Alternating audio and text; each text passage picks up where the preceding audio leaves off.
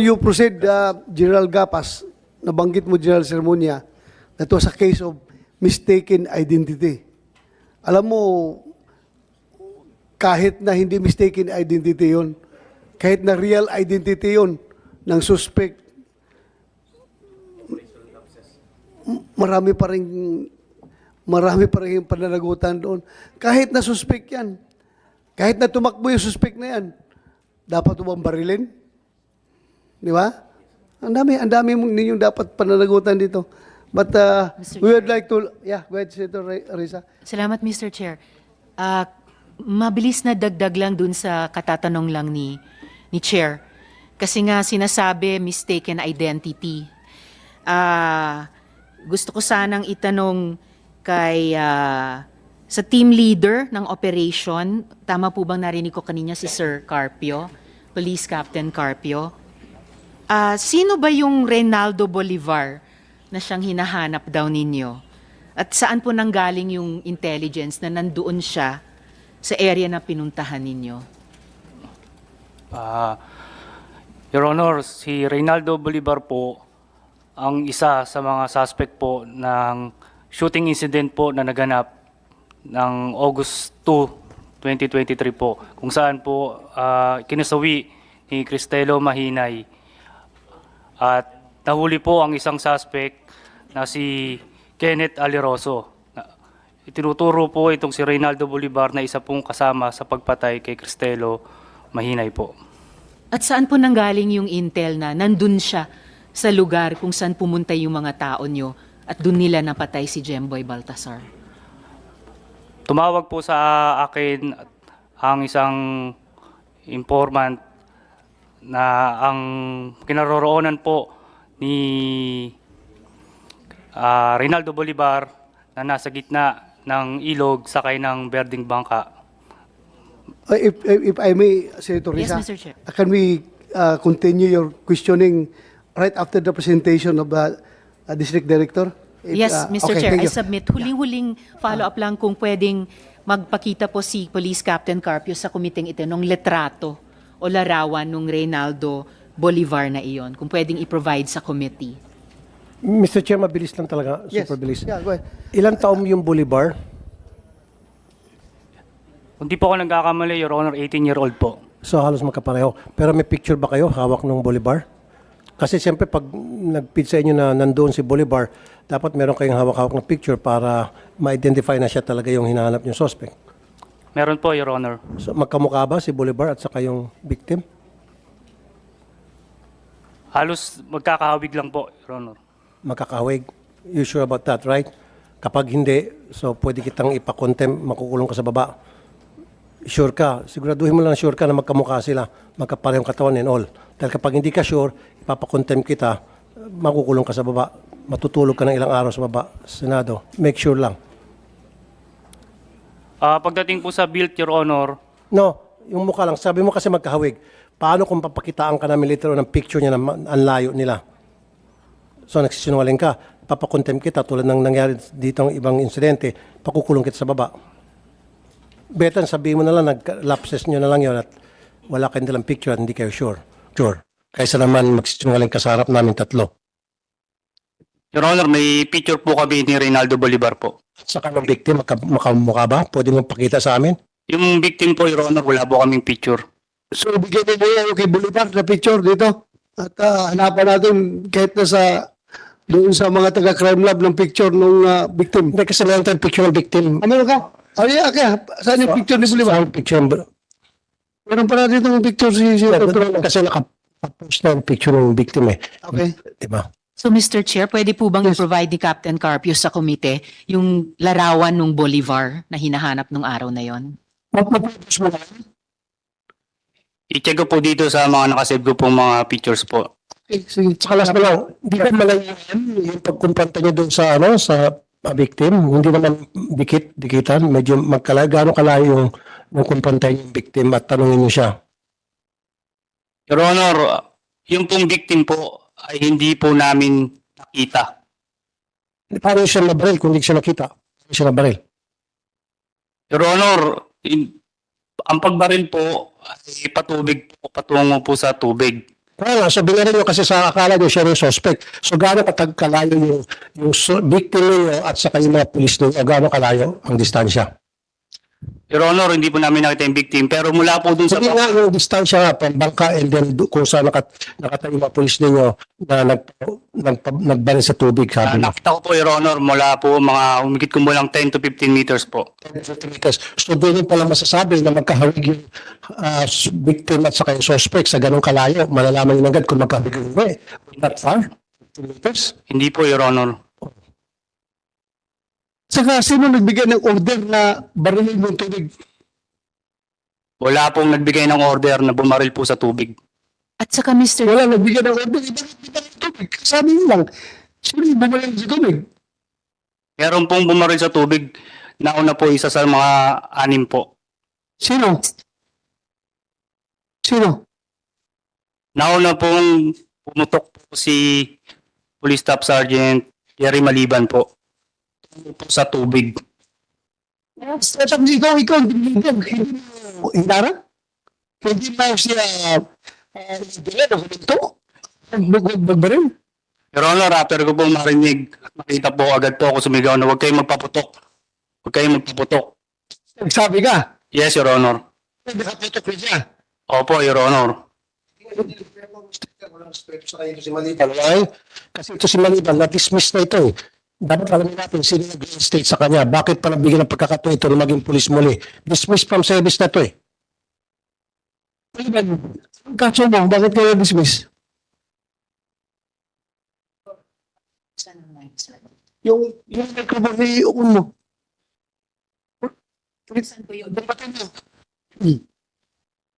Your Honor, permission to talk. Yes, tanong nga kita eh. Yung kaso ko po, sir, kapo yun sa Naval Component, Your Honor. Anong kaso nga?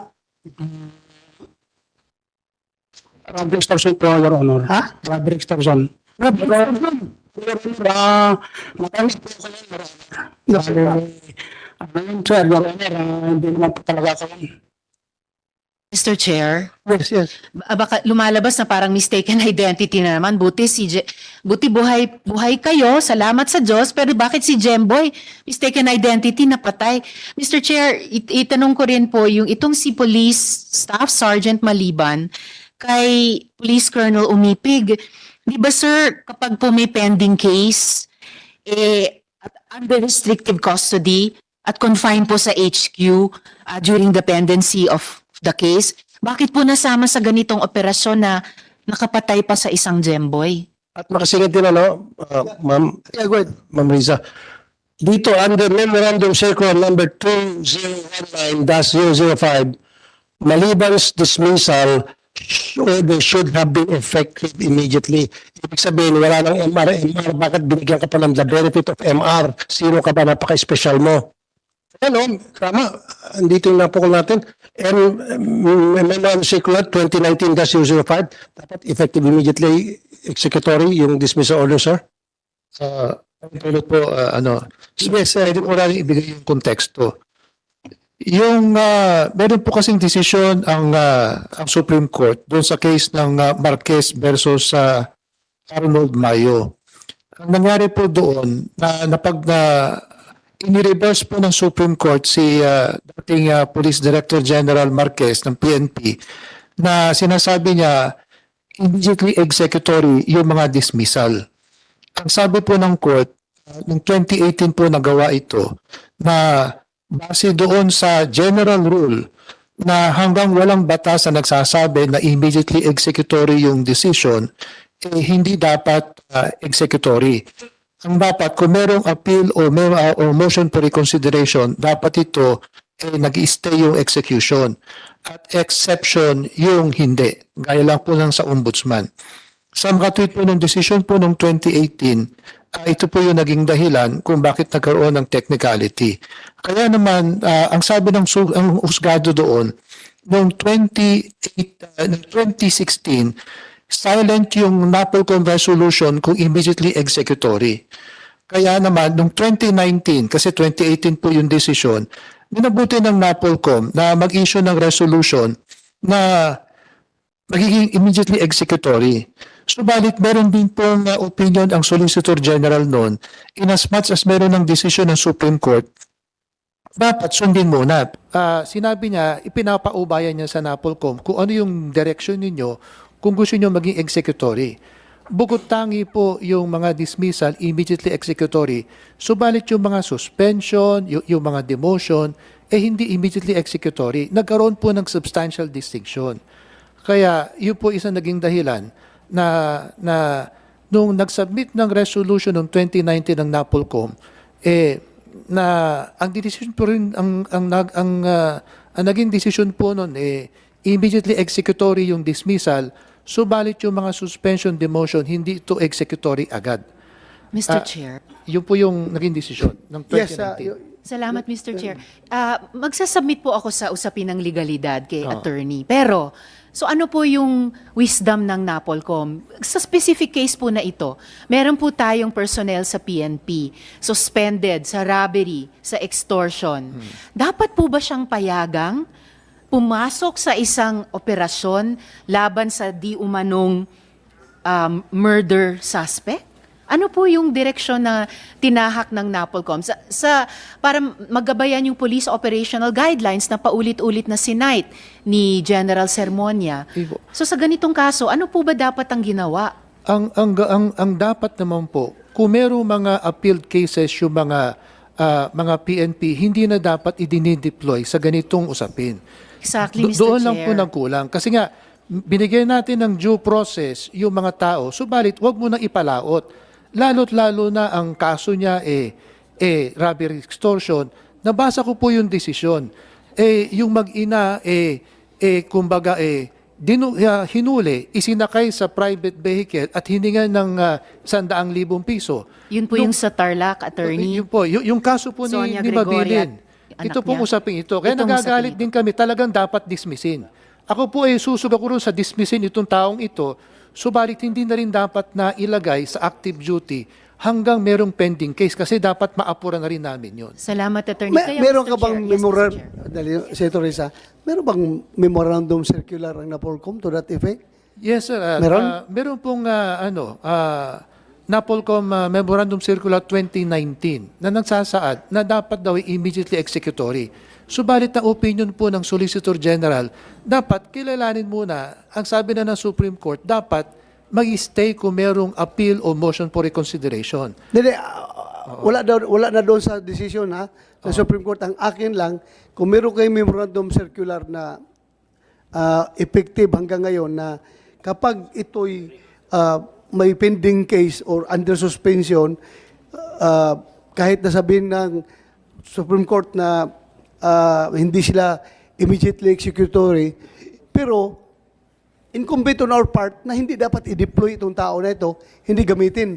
Dahil may pending case nga May pending case. Meron tayong NAPOLCOM resolution? Circular? Wala po kaming NAPOLCOM resolution. Subalit, binibigay namin yun sa DPRM kasi meron po tayong tinatawag na PHAW. Police,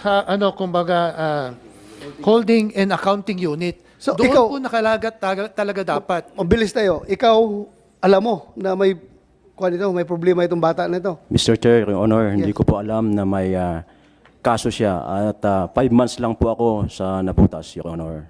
Mr. Chair. Yes, wait. Pero Senator Risa. gayon pa man, Colonel Umipig, siguro naman bilang kayo yung dating City Chief of Police, alam nyo naman po yung status ng mga personnel na nasa sa ilalim ng inyong otoridad. Alam nyo naman siguro kung sino po ang suspended dahil isa po yan sa pinakamabigat na parusa na pwedeng ibigay administratively sa mga personnel natin. Hindi po ba dapat ang mga suspended ay under restrictive custody at confined sa HQ? Alam mo, masagot makasingit, Senator Risa. Yes, go ahead. Alam kong dahilan kung bakit siya ay ni-reinstate dahil yung kanyang kaso ay hindi rape, hindi pambubugbog, kundi robbery extortion. Ibig sabihin, magaling mag-produce ng pera ito. Kaya kung sino man nag-reinstate dito at ginawa itong operatiba, pinakikinabangan to. Sandali lang, klaruhin ko. Pinagkakitaan. Yes, klaruhin ko, Senator Tulfo. Kasi Dismiss robbery ka, Na-dismiss ka? Tapos na-reinstate? Hindi Nag-MR po. pala si MR. Hindi po, Your Honor. Ano pa lang? Naka-MR po ako, Your Honor. Hindi nga. Ang status ba? Na-dismiss ka? Na-restate? Hindi. Hindi po, Your Honor. So ano? Under suspension? Naka-MR po ako, Your Honor. Naka-MR ka. Eh paano ka, anong basis ng MR mo? Ano nga ang status mo? Bakit ka nag-MR? Ang ibig sabihin, Anong dismiss reason? ka. Dismiss po ako ng 2020, Ha? Your Honor. Na-dismiss po ako 2020. Ay, dismiss nga eh. Bakit ayaw mong Kaya sumagot ka agad? Dismiss ka pala. Nag-MR ka? Yes, Your Honor. Oh. Anong basihan ng MR? Ibig sabihin ni Chief, anong basihan ng MR mo? Wala pong ebidensya sa amin, Your Honor. Mr. Chair. Anong ebidensya? May pinakitang ebidensya, kaya ka na-dismiss ikaw naman. Kaya ka na-dismiss because there was evidence against you, overwhelming evidence, so to speak. Ngayon, nag-MR ka. Meron ka bang additional evidence pinakita na para mabaliktad yung ebidensya na presenta against you? Meron po, Your Honor, yung sa criminal po, Your Honor, dismiss po yung kaso sa akin, Your Honor. Na-dismiss. Yeah. Okay, but anyway, mababalik ulit ako doon. Mabilis na lamang po. Sinasabi ko, for so many years, 20 more than years, ako nag-handle mga reklamo against policemen na mga loko-loko. Kaya to kinuha, ito, kasi robbery extortion eh. Pag robbery extortion, ibig sabihin, ito ay magaling maghanap ng pera. Mangikil, mang-extort, mang-hold up, etc. etc. Pera robbery extortion. Kaya kung sino man ang nag-reinstate nito, sinadya at kinuha siya para pakinabangan, para pagkakitaan. Yun lang po yun. Yun ang kalakaran. Hindi naman lahat, pero sa karamihan, sa aking experience, gano'n nangyari. Yung mga tirador, kung tawagin, or asset, pinapaganda pa nila, kumuha ng asset, yung mga loko-lokong opisyal din, para meron silang tirador na pagkakitaan. Yun po yung analysis ko dito. Thank you, Senator Tulfo. Senator Ontiveros? Salamat, Mr. Chair. Specifically po, yung dismissal order kay Staff Sergeant Jerry Maliban ay grave misconduct and serious irregularity. Seryoso, ilan ito sa pinaka-nakakahiyang mai-convict sa atin bilang mga nagtatrabaho sa gobyerno. Kaya nga na-dismiss dahil Yes po. grave misconduct. Exactly. Saka serious. Apo. So, dahil ganun po yung sitwasyon, Mr. Chair, so Colonel Umipig, bakit po napayagan sila na sumali sa ganitong sensitibong operasyon? Your Honor, unang-una, wala po akong alam about sa kaso niya at nadatnan ko na lang po siya, Your Honor, diyan sa Navotas City Police Station. Alright, Mr. Chair, balikan ko na lang yon later dahil nga I can hear the chime. Pero Mr. Chair, huling tanong, follow-up question na lang po kay Police Captain Carpio. One step back lang po, dahil kanina, sir, sinabi nyo, pinagpuputok ng mga tao nyo si Jemboy sa tubig. Pero hindi po ba totoo na pinagpaputok muna siya nung nandun pa lang siya sa nililinis niyang bangka? Kaya siya nahulog sa tubig. Pero nung pagkahulog niya sa tubig, lalong pinaulanan pa ng bala yung bata sa tubig. Hindi po ba ganun yung sequence of events? Natamaan muna siya sa boat, kaya nahulog sa tubig, and then hindi na talaga nakaahon dahil pinaulanan na ng bala. Your Honor, wala po kaming nakitang tumalon sa bangka. Ano po ang nakita nyo?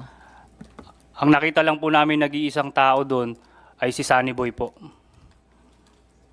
So, kung nag-iisang tao lang ay nakita nyo, bakit pinaulanan ng bala yung tao na nasa tubig na si Jemboy? Your Honor, baka po ang intensyon ng mga nagpaputok na yon ay para po kay Sunny Boy na bilang warning shot.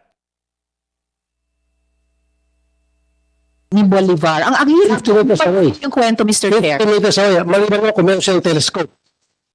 Malayo 50 meters. 50 meters. Your Ano Honor, malalaman mo na agad na yung suspect na hanap mo. At saka sabi mo, walang lumang bag. Tama? Walang lumang bag.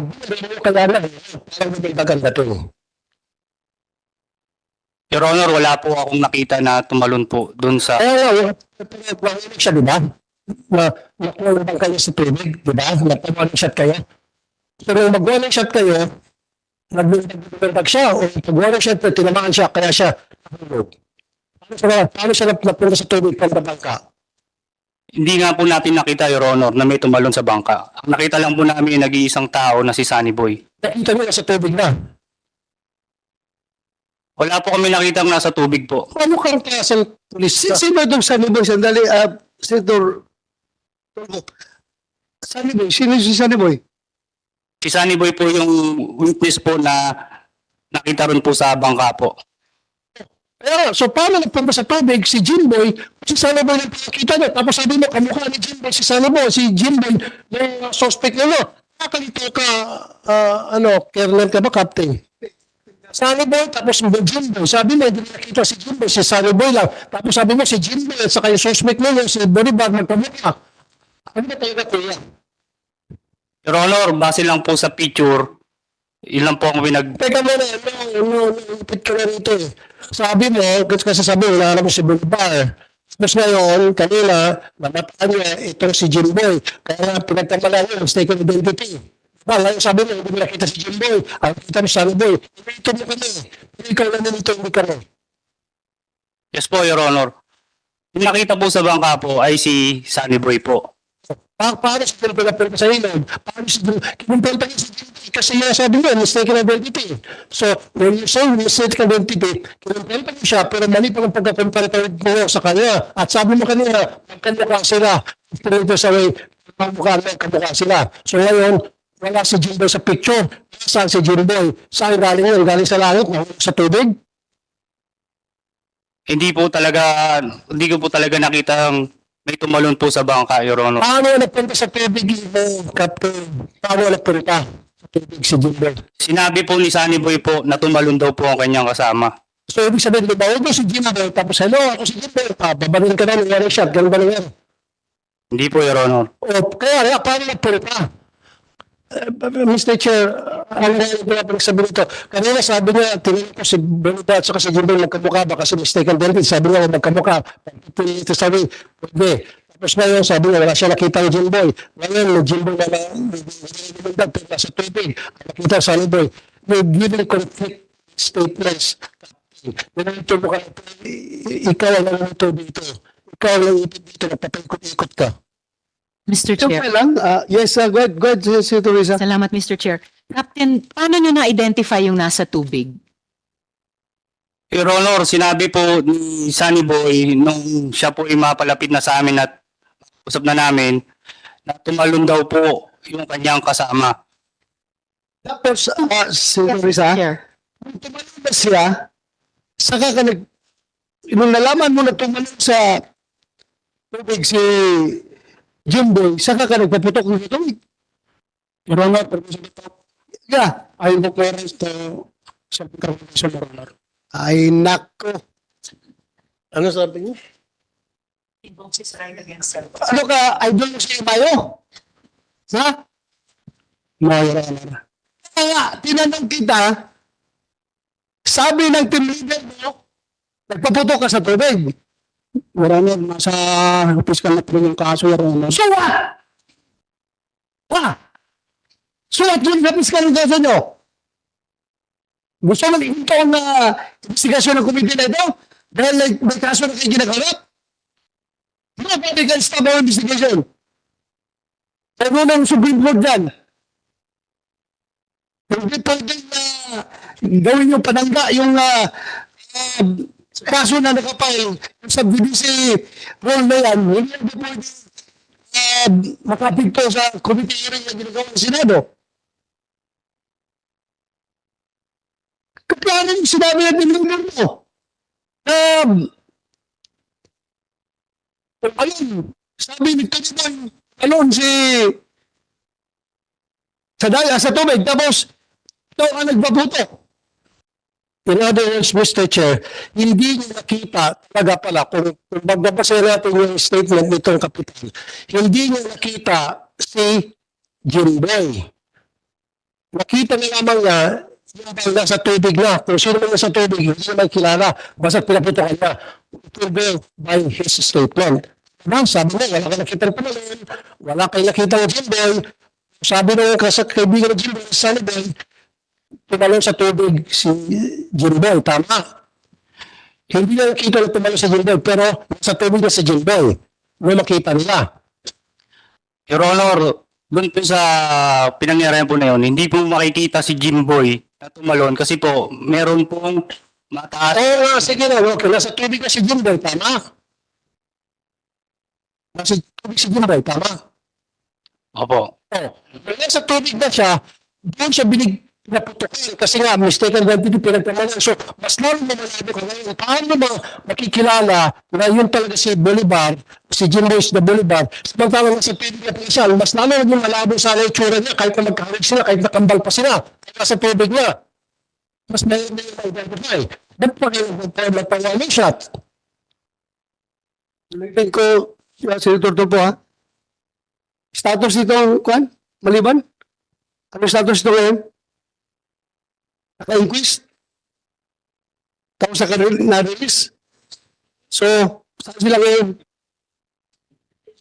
Restrictive custody na po sila sa Custody. regional headquarters, sir. Bikutan, sir. Bikutan. Yes, sir. Ulitin ko, tanongin kita, Maliban. Yes, Your Honor. Sinabi ng team leader mo, magpaputok ka. Your Honor, I am not arrest to self-incrimination. No, ask that operating this investigation. I will refuse to answer my question.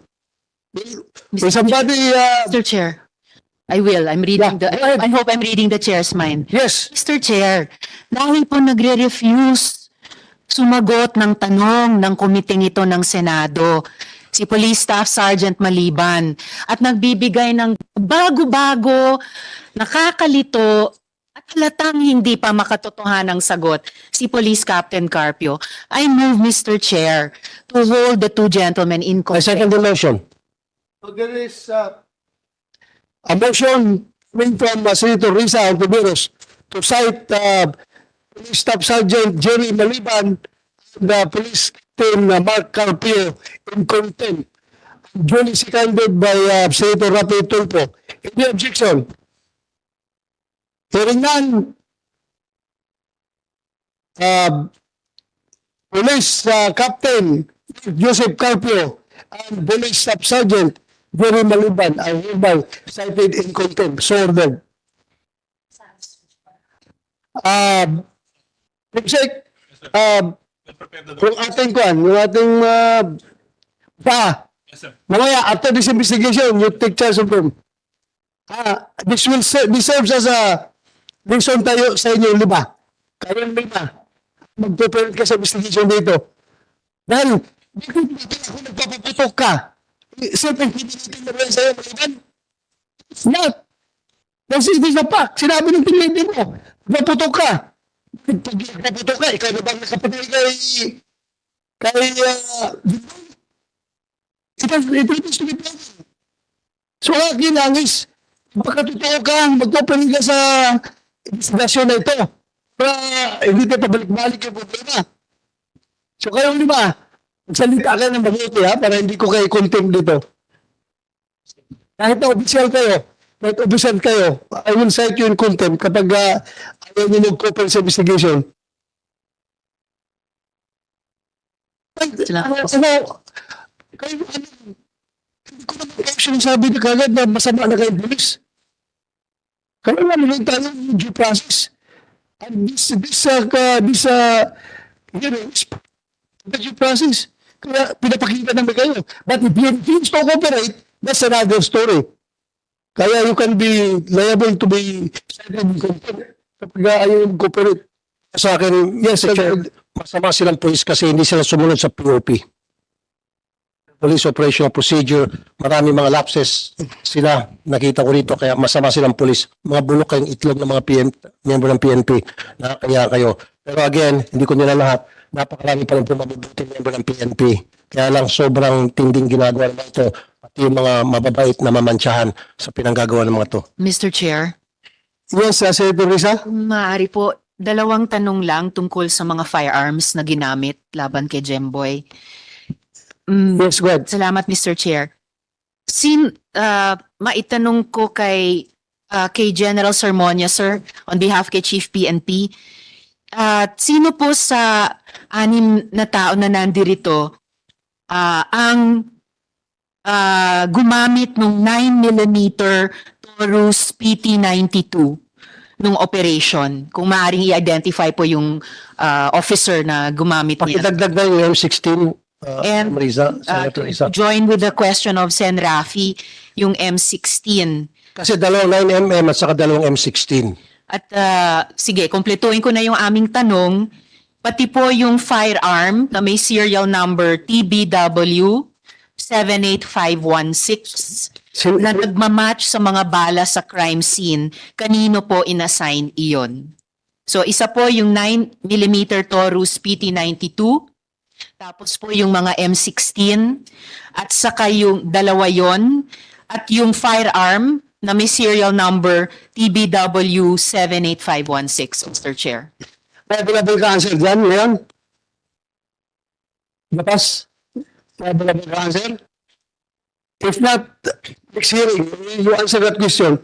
Kasi late na kami doon. Kanina pa nagtatawag doon. Sorry, Mr. Chair. Okay. Salamat, Mr. Chair. Kung may Balik lang natin. Yes, Mr. Chair, salamat po. At kung maidagdag ko lang po, kung maaring i-provide yung komite sa pamamagitan ng chair ng lahat ng documentation sa operation, office orders, internal memo, reports, pati po complete written list of officers involved, yung kanilang mga Yes, sir. pangalan at rango, at yung mga papel nilang ginampanan ng operasyon. Salamat. Yes, sir, we have complete, ma'am, records of the arms that was Okay, send that next meeting. Okay? Yes, sir. Ihanda nyo yung lahat ng requirements. Complete. Kailan ang next hearing? 29, sir. Next hearing, ano to? Tuesday, sir. Tuesday. 29, next hearing. So lahat kayo nandito ngayon, balik kayo gusto din. Except yung dalawa na content. Hindi kayo babalik. Dito naman kayo, ikukulong sa baba. So compose your kapitan ko. Proceed mo lahat ng sinasabi mo, ha? Para next hearing, malaman natin katotohanan, ha? Basta lang ma-proceed there. Sobrang last. Yes. Ikaw ata yung pumigil doon sa request na paraffin test ito rin 5-6, tama? Was it you? No, Your Honor. Sino yung pumigil? Kasi nakausap yung chief of police eh.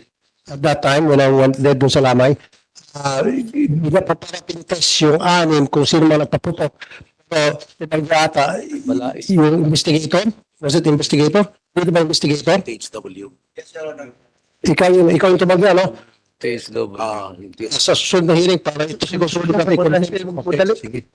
Hindi na magmadali. Wala na. Okay. Wala sa Next hearing,